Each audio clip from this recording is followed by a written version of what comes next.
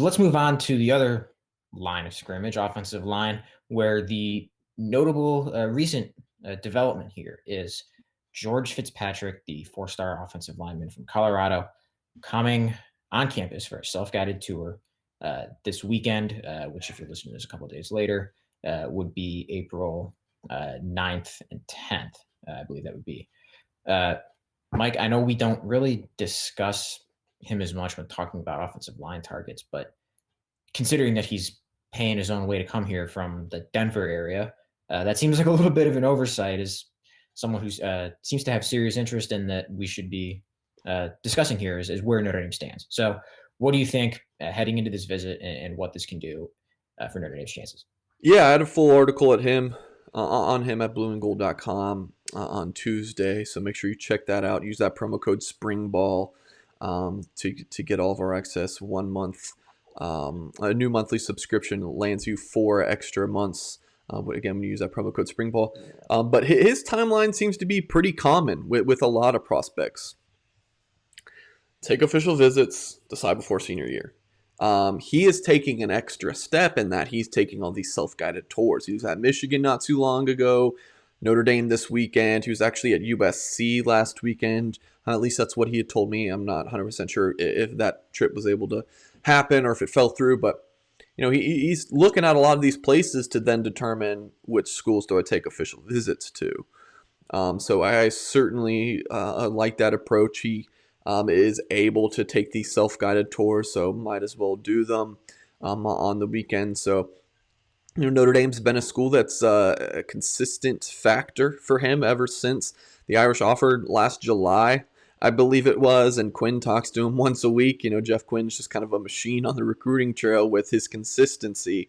The offensive line board continues to look really good. Mike Elston does a great job on the defensive side of the ball on the line. Jeff Quinn, does a great job too. I said this on Monday in my weekly segment on WSBT Sports Beat, the local radio station in South Bend. I think you can make a really good argument that Jeff Quinn and Mike Elston are Notre Dame's two best recruiters. They're just consistency, how early they get involved. They always seem to be getting these big-time early commitments. And Notre Dame has 2 offensive line commits, 2 defensive line commits. So you look at the O-line, they already have Joey Tonona committed. He was the first guy in the class. He's an interior player, guard or center. Ty Chan committed, a really high upside 4-star player from Massachusetts. Picked Notre Dame over some big-time schools. And then, you're probably still, if you're Notre Dame, looking good for Billy Schrouth from Wisconsin. Been a Notre Dame lean for forever, it seems like. And then you're probably looking at another tackle. Maybe you're taking 2 more if someone like Carson Hinsman joins the class. But still like where Notre Dame's at with Billy Schrouth. And then you got some tackle prospects. Zach Rice, the 5-star from Virginia. Joe Brunner, the top 100 player from Wisconsin. Tyler Booker, a Rivals 100 guy from Florida who the Irish had a productive Zoom call with not too long ago. Emil Wagner, a guy who's going to be officially visiting Notre Dame in June. Jake Taylor, another guy who's going to be officially visiting Notre Dame in June. So tons of guys on the board, and it's similar to the defensive line board in that there's limited spots, but a lot of talented guys on there. Yeah, and kind of another one with Jake Taylor setting the official. Seems like one who maybe had been, I don't want to say trending away or anything, but maybe we haven't talked about him in the last few times we've recorded, and for whatever reason, maybe that was before visits were really seriously going to open up, and then when the disadvantage of him having not been to Notre Dame and having been to Oklahoma was something that might have been more of a consideration had visits not been on track to open up like they are for June. So yeah, that he's that June 18th weekend, isn't he, Jake Taylor? Yeah, it's hard to keep track of, but yeah. We have a master visitor list at blueandgold.com on our Rock News Roundtable message board where I'm posting about all of these tentative dates being set up. So yeah, it's going to be exciting. It not to get too off topic, but we'll ship. No, I'm just kidding.